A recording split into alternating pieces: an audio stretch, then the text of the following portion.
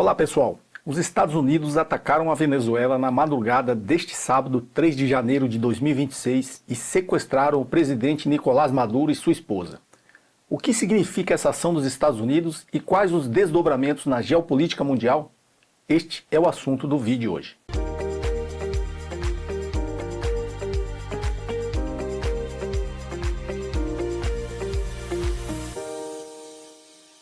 Bem pessoal, se o assunto do seu interesse é finanças, estratégia empresarial ou economia política e também gosta de reflexões como tudo isso se conecta com filosofia e os rumos da humanidade, considere se inscrever aqui no meu canal.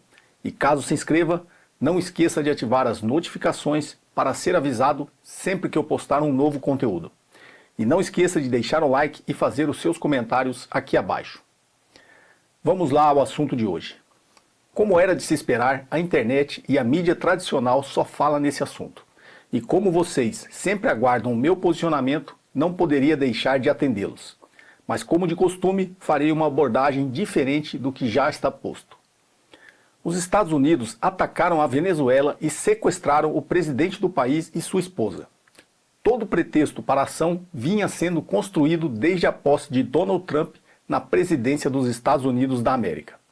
Sob acusação de tráfico de drogas, Nicolás Maduro e sua esposa foram levados para solo americano para serem julgados pela Justiça dos Estados Unidos. Gente, isso foi tão estranho.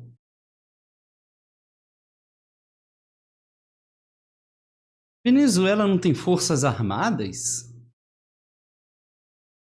É muito estranho. Já é muito estranho o fato de eles terem capturado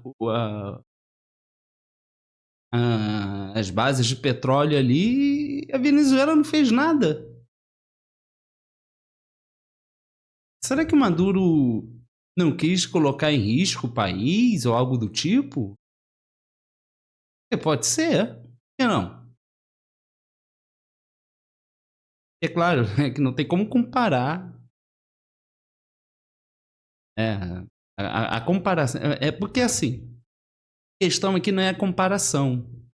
A questão é a atitude que o governo teve de simplesmente não reagir a nada.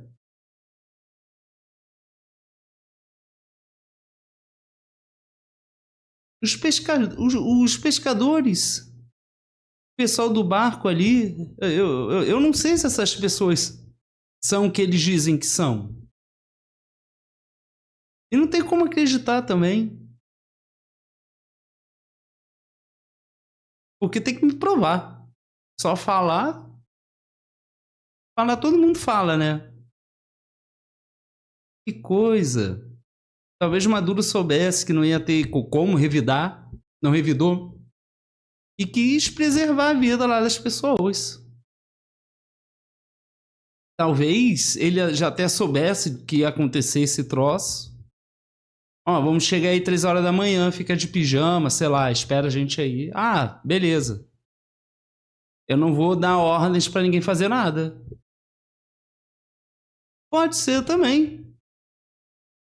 Ele pode ter sido traído. Porque tiraram tipo, o governo tá com a vice. Não tiraram ela de lá.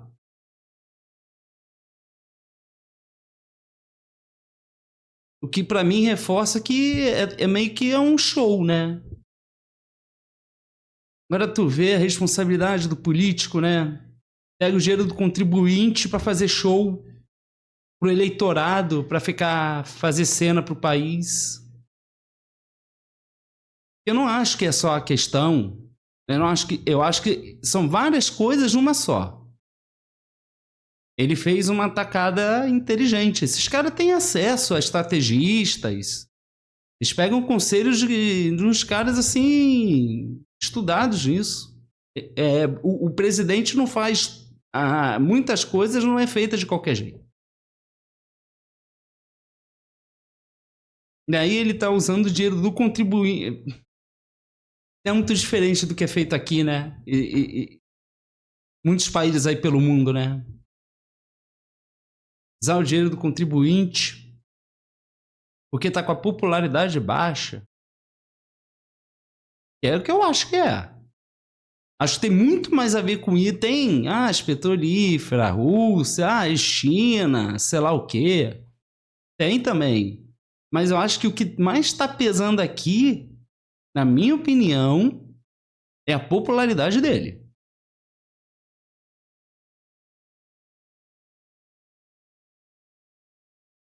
Isso diz muito, né, o que algumas pessoas pensam do que é a América, né? Esse continente aqui.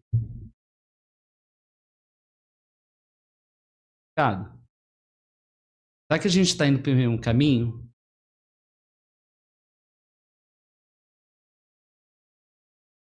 Nesse sentido de ser contraditório, não questionar nada, achar tudo normal. Será? Complicado? Vou começar analisando o pretexto utilizado para depois avaliar os possíveis desdobramentos dessa ação militar dos Estados Unidos em território sul-americano. Em 1991, a inteligência dos Estados Unidos listou Álvaro Uribe entre os mais importantes narcotraficantes colombianos. Em 1º de agosto de 2004, foi publicado no Arquivo de Segurança Nacional que o então senador e, na época, presidente Álvaro Uribe, da Colômbia, era um amigo pessoal próximo de Pablo Escobar que se dedicava à colaboração com o cartel de Medellín em altos níveis do governo. A Colômbia não foi invadida e seu presidente Álvaro Uribe não foi preso e sequestrado. Pelo contrário, como se tornou aliado próximo dos Estados Unidos, foi recebido na Casa Branca em 13 de janeiro de 2009 e condecorado com a Medalha Presidencial da Liberdade. Durante o primeiro mandato de Donald Trump à frente da Casa Branca, o presidente de Honduras, Juan Orlando Hernández, também aliado dos Estados Unidos, era recebido com honras de Estado. Mas ao deixar a presidência em 2022, foi processado pela justiça americana e condenado a 45 anos de prisão por tráfico internacional de 400 toneladas de cocaína. No mês passado, em 2 de dezembro de 2025, ele foi solto da prisão após ser formalmente perdoado pelo presidente Donald Trump. Motivo? É do mesmo partido de ultradireita do presidente eleito no último dia 24 de dezembro, Nasri Asfura, num processo eleitoral acusado de fraudes patrocinadas pelos Estados Unidos. O atual presidente do Equador, Daniel Noboa, filho de um oligarca rico, tem a empresa da família, a Noboa Trading, acusada de traficar cocaína para a Europa utilizando containers de bananas. Os Estados Unidos fingem que nada acontece, já que ele também é de direita e aliado dos americanos. Então ele está procurando, né? Tipo, pelo que ele está falando aqui, há uma preocupação muito forte há muitos anos dos Estados Unidos em relação ao alinhamento que as pessoas têm nesses países. Sendo que ele se importa muito com isso, mas ele não se importa muito com as políticas. O país. Falando ele, Trump, não. Eu tô falando do país, os Estados Unidos. Eles parecem se preocupar bastante com pessoas alinhadas ideologicamente ou que compartilham alguma coisa em comum. Mas não é só isso. Eles não ficam assim dentro do país, que tipo de política você está fazendo? Porque se tivesse isso, a China não estaria se expandindo tanto aqui no continente sul-americano como nos últimos tempos. E aí entra uma coisa muito interessante que eu gostaria de refletir aqui, que já há um tempo, em alguns vídeos, eu declaro, né, eu falo, pelo menos na minha opinião, né, óbvio, que eu considero o governo Lula um governo de direita, de centro, porque eu acho muito interessante como o governo Lula se dá bem com o pessoal da direita.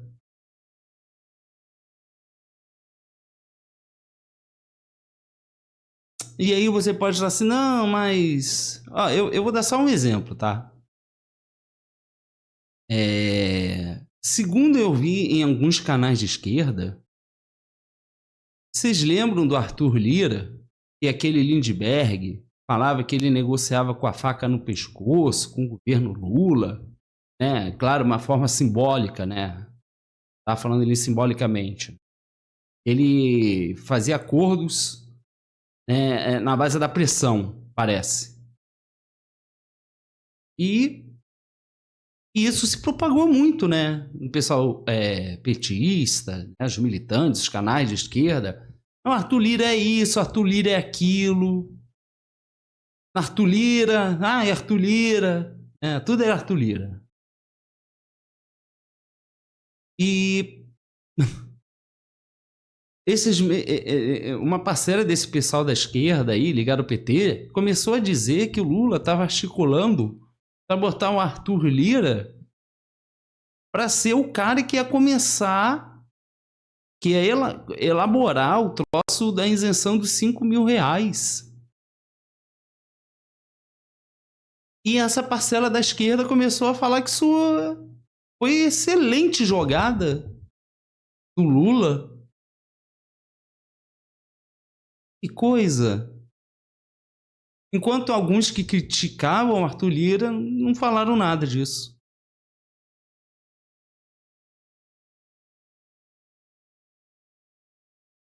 Que curioso.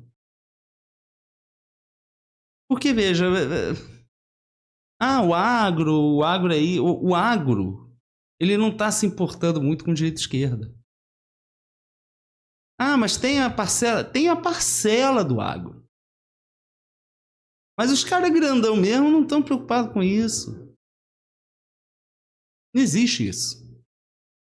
O que existe é atender os interesses, é só isso. E aqui pode...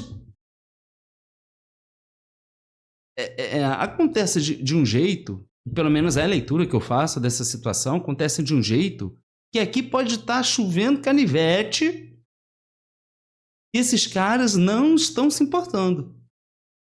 Essa é a impressão que me dá, desde que os negócios andem. A gente tem um exemplo, na época do Bolsonaro, aquela coisa que teve no mundo, a tal da... essa coisa que aconteceu aí, né? A pandemia. E o cara do Madeiro falou, tem vídeo dele, todo mundo vê esse vídeo. Vai acontecer isso, talvez você perca alguém aí, mas, pô, é um absurdo eu ter que parar meu lucro. Que, resumindo a história, era isso que ele queria dizer ali naquele vídeo. Ou não era? E eu entendi aquele vídeo desse jeito.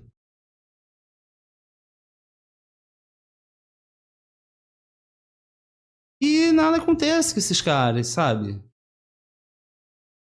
E o Lula faz umas coisas estranhas com esse pessoal da direita.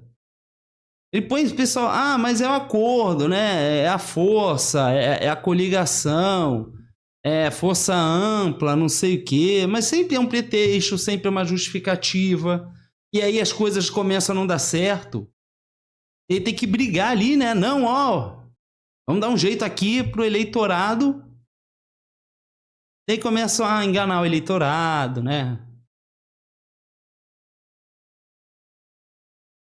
Eu posso dar um outro exemplo, não em relação a essa coisa da direita que eu acho muito estranho.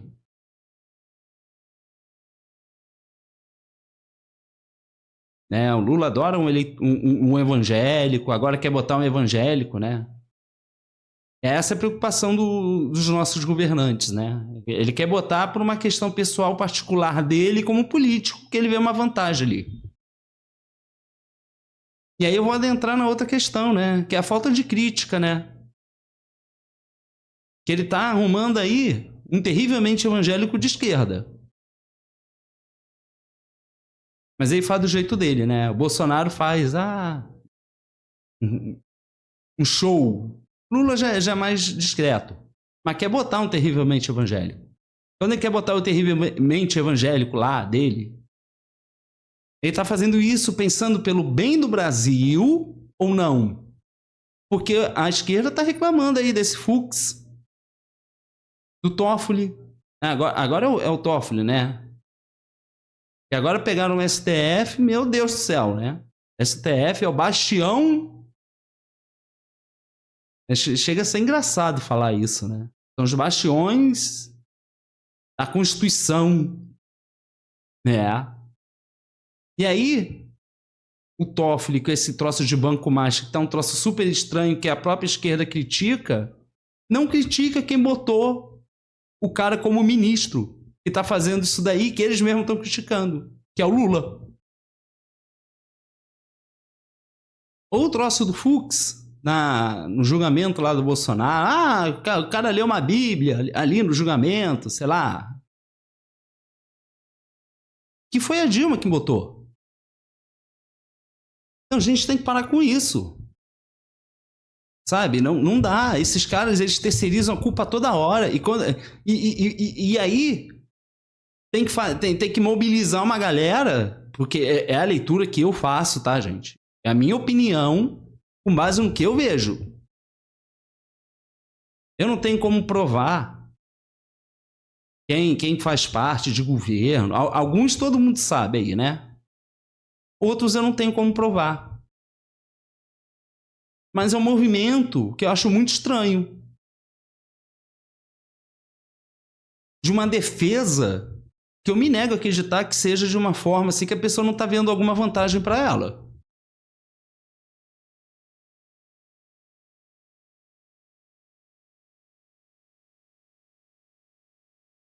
E veja, que não parece muito diferente do que fez o Bolsonaro. Então a gente tem que parar com isso. A gente tem que ser mais pragmático. A gente que banca esse pessoal. Olha o que eles fazem aí com a militância. Para segurar as críticas aí, para proteger a imagem do Lula, do presidente.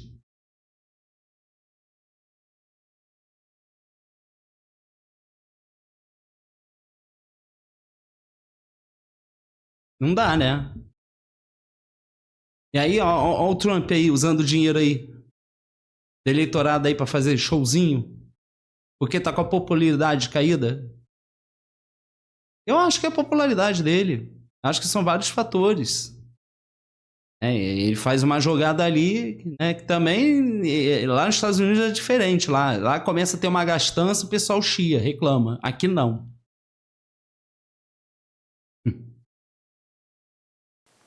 Já nas acusações contra o presidente da Venezuela, a própria imprensa americana...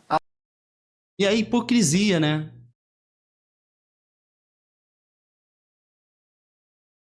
E veja, que tanto no caso do Trump, a hipocrisia aí, com esses exemplos que eu estou dando aqui, é tudo hipocrisia.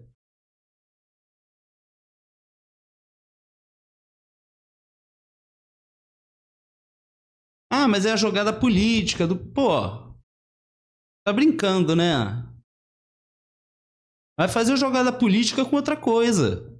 Não vai ficar botando um cara aí, um ministro aí, para depois ficar reclamando dele e isentar o verdadeiro culpado responsável de botar um cara lá que a gente nem vota. A gente não tem nem poder de escolher.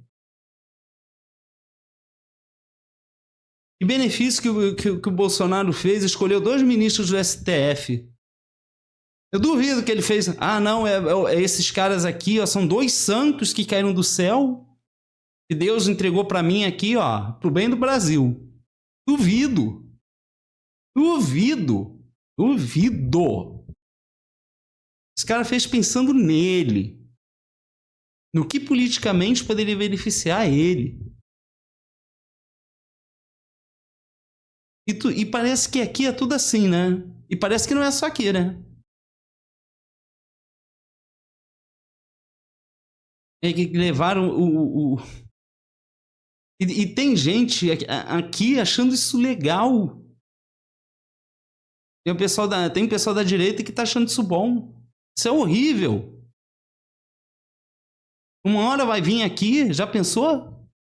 Eu acho que isso não vai acontecer, porque o Lula é um cara que fala bem com a direita. Mas já pensou? O que ia ser desses caras aí? Olha, Eu vou dizer o que eu acho que eles iam fazer, na minha opinião, tá? Pela leitura que eu faço aqui do comportamento desses caras. Eu acho que a primeira coisa que eles vão fazer é levantar a bandeira dos Estados Unidos e se ajoelhar.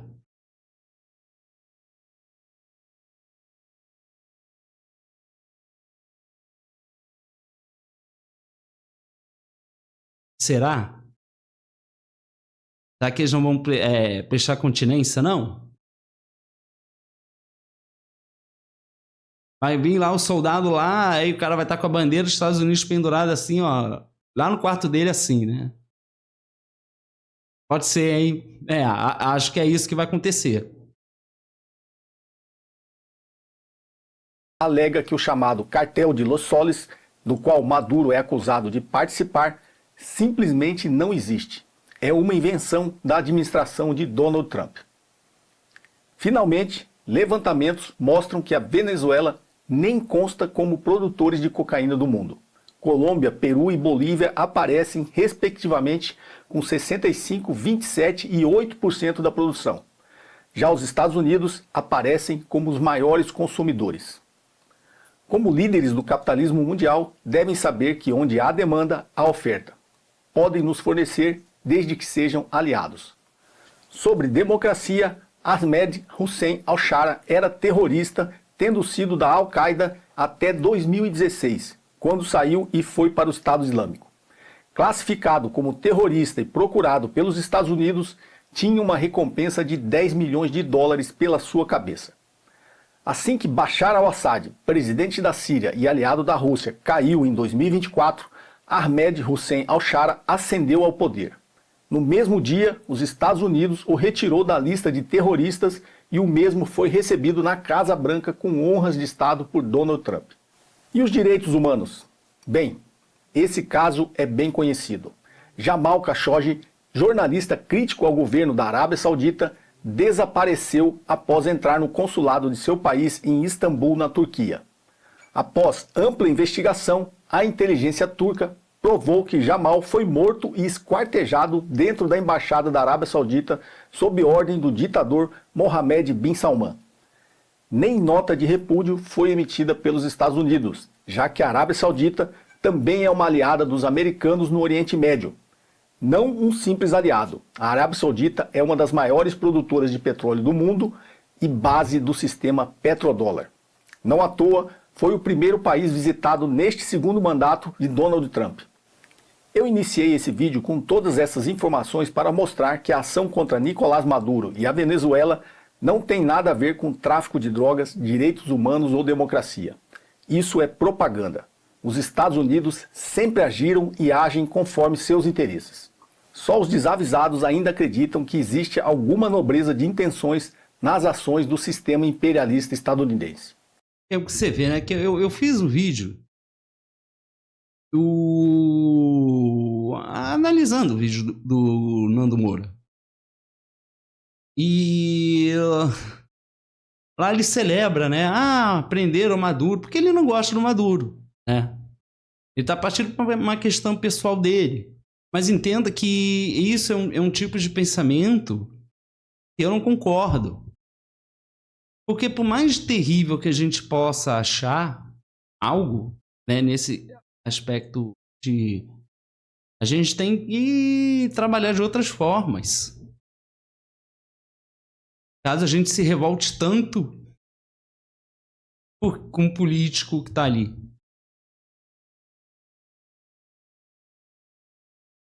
E ainda mais para um país que a gente não conhece. Eu não conheço a Venezuela. Eu não vou aqui abrir minha boca para falar de coisa que eu não sei. Eu não conheço, eu não sei. O Maduro é terrível, ele é bonzinho. Eu não sei. Eu não tenho essa coragem que as pessoas têm de falar qualquer coisa. Você tem uma mínima base.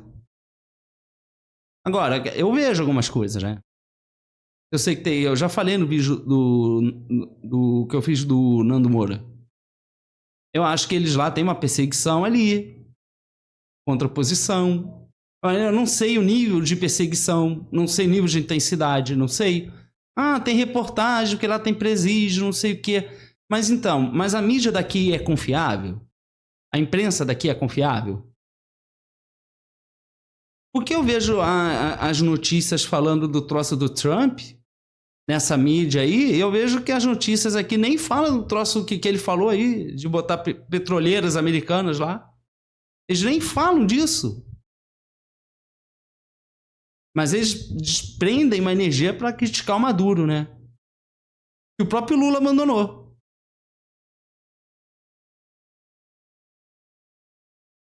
Então não tem. Eu conheço a imprensa daqui. A imprensa daqui não é essa coisa linda e maravilhosa, santa.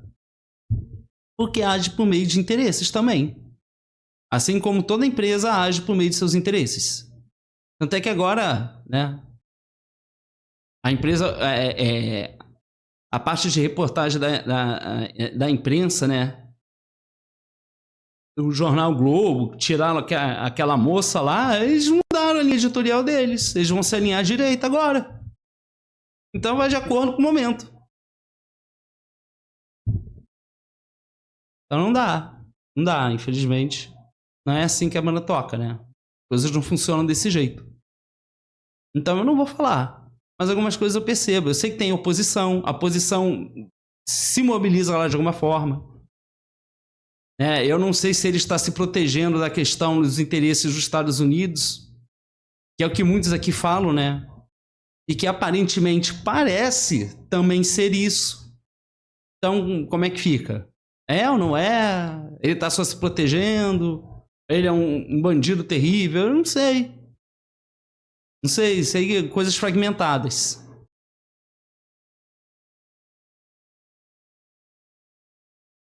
Então, eu prefiro manter a cautela e ter uma opinião formada, mas a princípio eu não concordo com essa invasão. Porque você está invadindo.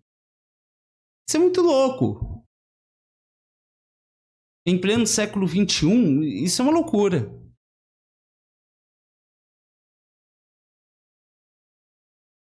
E apesar de a gente ser a sociedade moderna, está com as práticas de séculos. Né? É curioso, né? Algumas coisas no mundo realmente não mudam, né? Bem, isto posto, então por que Nicolás Maduro e a Venezuela? Quem me acompanha há algum tempo já me ouviu explicar a evolução do xadrez geopolítico desde o final da Segunda Guerra Mundial. Também deve ter assistido o vídeo que gravei na posse de Donald Trump analisando o declínio do Império Americano. Se não assistiu, vale a pena. Ele deve aparecer no card aqui acima. Como avaliei na época, os Estados Unidos tentariam defender a todo custo a sua hegemonia, mas o declínio era inevitável. Começou com as sanções econômicas aos países desalinhados de seus interesses. A Venezuela, o Irã e a Rússia já estavam sob sanções quando Trump assumiu. Olha, que medida translocada. O cara começa a fazer birra com países que ele tem acordo comercial. Países aliados. Para mostrar lá para o eleitorado dele que ele é o cara.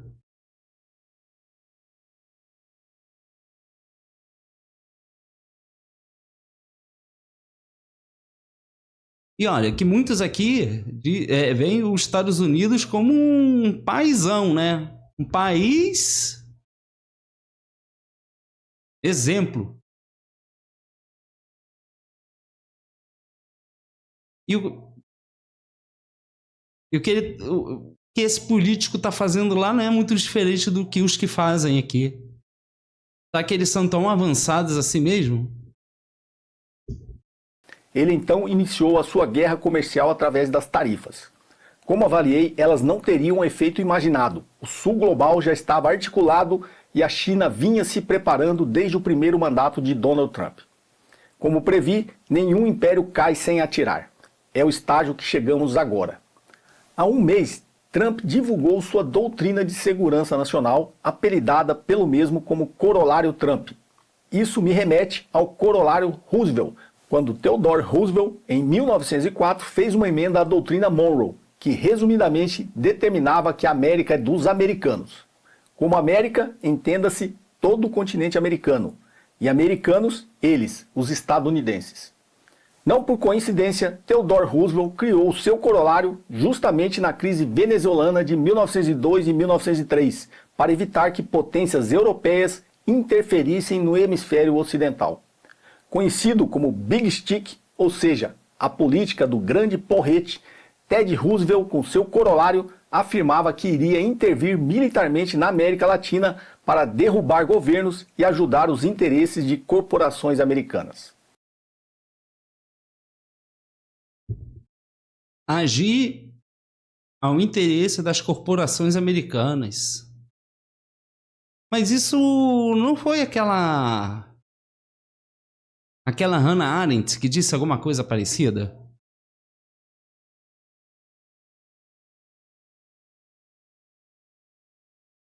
Eu não lembro a citação dela. Realmente queria lembrar. Mas ela fala alguma coisa assim sobre o totalitarismo ter começado por causa dos interesses dos burgueses, dos capitalistas. Realmente não lembro. Mas é interessante, né? Que é sempre uma questão econômica por trás. Tudo é questão econômica, né? Porque a popularidade do Trump está caída, mas está caída também por questões econômicas. Não está vendo ele falando aqui? O cara com uma medida louca. Não é assim que as coisas funcionam. Não dá para ser desse jeito. Porque você impacta o país, isso se reflete na vida da população. Que a população sente. Ele não, né? Que ao mesmo tempo que ele faz isso vai afetar a população, ele tá com todas as benesses, né? De ser um presidente. Para ele não vai faltar comida, não vai ter problema nenhum. E esse pessoal que vai se sacrificar em nome da política ruim dele vai continuar sustentando ele. O bem bom dele. Né?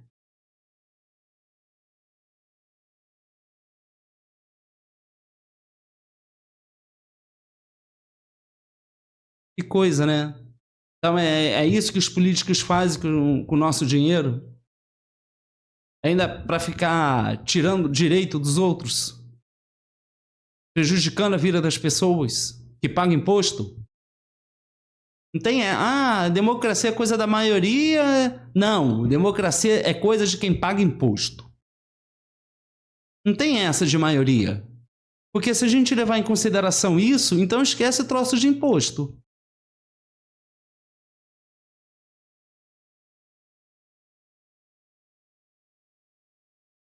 Então o imposto de um vai valer mais do que o imposto do outro. Né? Vamos fazer lei aí e vamos deixar isso bem claro. Porque todo mundo paga imposto. Quem paga imposto merece ser atendido.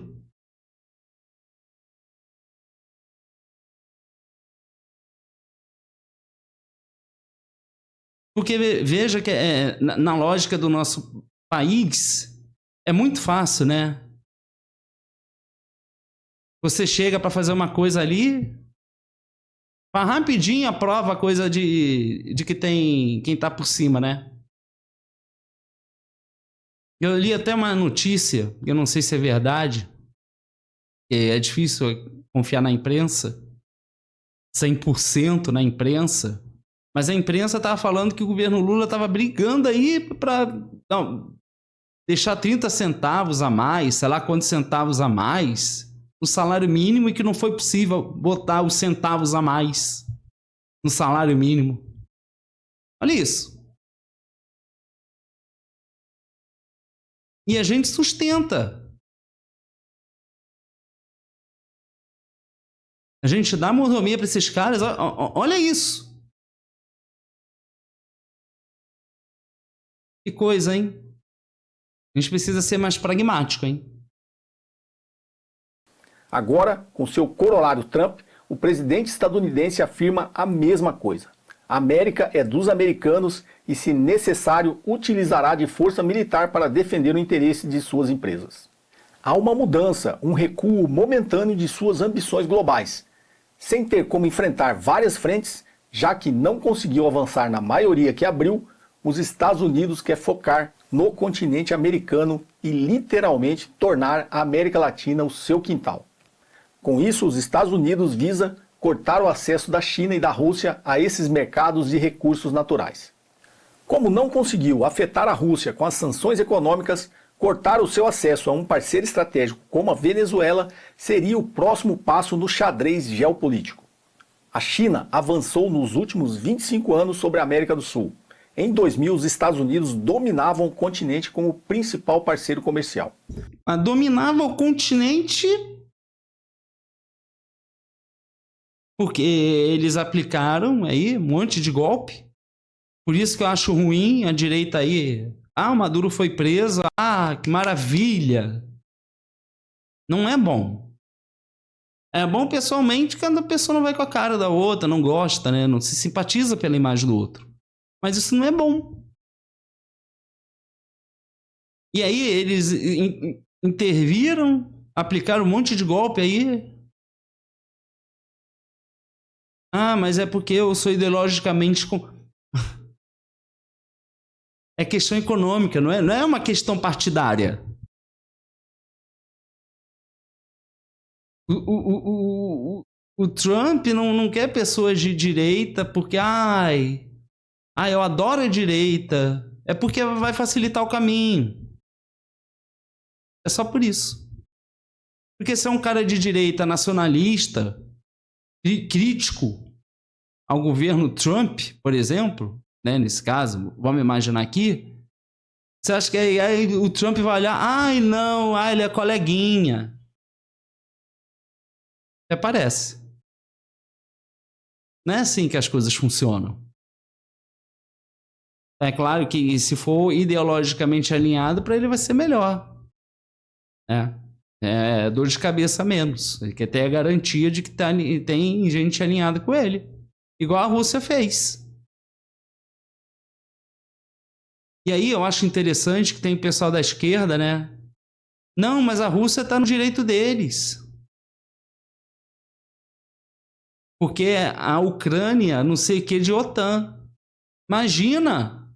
É na porta da casa deles.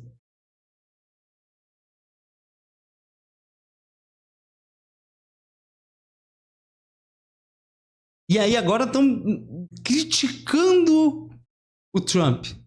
Meu Deus do céu! Que coisa, né? Tudo é relativizado, né? Interessante, né? Mas isso é perigoso. Se tudo é relativizado, aí a gente vai estar num... É porque eu tô vendo que a gente está nessa relativização, né? Você não pode, mas eu posso porque eu sou isso, eu sou aquilo. A gente tem que ter cuidado com isso. Hoje é a China o maior parceiro de quase todo o continente sul-americano. Cortar esse laço é tentar proteger a sua hegemonia declinante. Os Estados Unidos saiu dando golpe, mas largou. E aí a China vem por uma outra via, que não é igual dos Estados Unidos de fazer as coisas.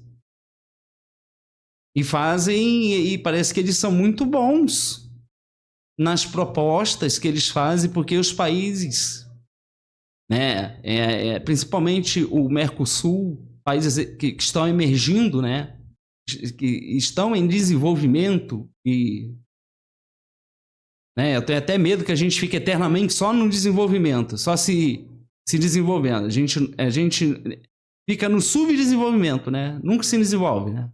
Tenho medo de a gente só ficar nisso. Mas é tudo uma questão estratégica, né? Então não tem esse situação de direita ou esquerda. Da mesma forma que a Rússia agiu de forma estratégica, os Estados Unidos está fazendo a mesma coisa também. Mas é claro, né, que os Estados Unidos aqui, né, eu não conheço a Rússia. Né, eu tenho uma visão mais ou menos do que eu considero o presidente lá. Né, é um cara meio estranho. Eu não defendo Rússia, não sei, acho estranho. Mas qual país também não é, né? Complicado. Os Estados Unidos, ao contrário da crença popular, nunca foi afeito à democracia. Pelo contrário, desde o final da Segunda Guerra Mundial, já patrocinou golpes de Estado em praticamente toda a América Latina. Agora foi a vez... Já pensou? Um cara aí desses de direita aí, que aplaude. E aí assume um cara comunista lá nos Estados Unidos e intervém aqui. Como é que vai ficar esse cara de direita? Que gosta dos Estados Unidos.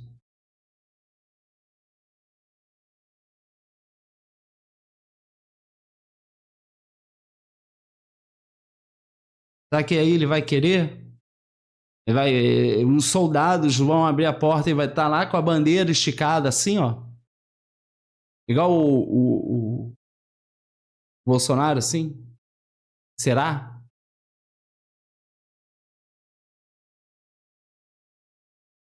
Tá vendo como relativizar as coisas é complicado? Complicado? Venezuela. Faltam poucos países na América do Sul para, pelo menos politicamente, promover à força ações de mudança de regime. Os Estados Unidos apagaram qualquer vestígio do direito internacional. O perigo é que, sem regras, o que vale é a lei do mais forte. Nesse cenário, voltaremos à Idade Média. As potências que fazem frente ao poder militar dos Estados Unidos podem e devem pôr um freio no avanço americano sob risco de ser tarde demais. O mundo precisa concluir o quão perigoso é essa agressão dos Estados Unidos à Venezuela. Se os Estados Unidos der o próximo passo, pode desencadear a Terceira Guerra Mundial. A Venezuela, além de tudo, após as sanções econômicas impostas ao país a partir de 2014, ajuda a ameaçar o sistema petrodólar vendendo petróleo para a China em yuan. E isso ameaça a hegemonia do dólar. O que temos que ter claro é que não é sobre a Venezuela, é sobre estabelecer um precedente para os Estados Unidos atacar qualquer país da América Latina que não esteja alinhado aos seus interesses. O que estamos assistindo em tempo real é o primeiro teste da nova ordem mundial. Os Estados Unidos conseguirão a restauração do sistema unipolar liderado por eles, ou caminharemos para o sistema multipolar com a China e a Rússia sepultando a hegemonia americana. E o Brasil?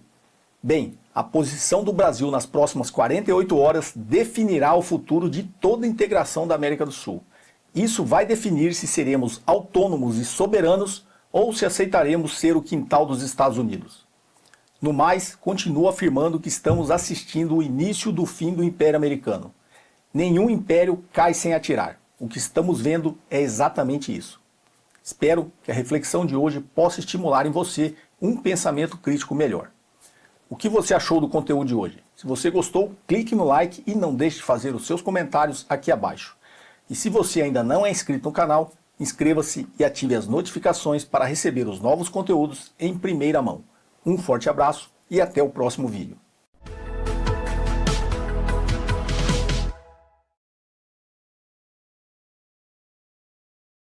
E aí, gostaram? Gostaram dessa reflexão? É bom. A gente precisa fazer esse exercício de reflexão e ver de forma crítica os nossos próprios comportamentos, né? E o que a gente está fazendo, se faz sentido, se vai ser bom ou não. A gente tem que vir para o mundo fazer coisa boa, né? Então é isso, gente. Tchau.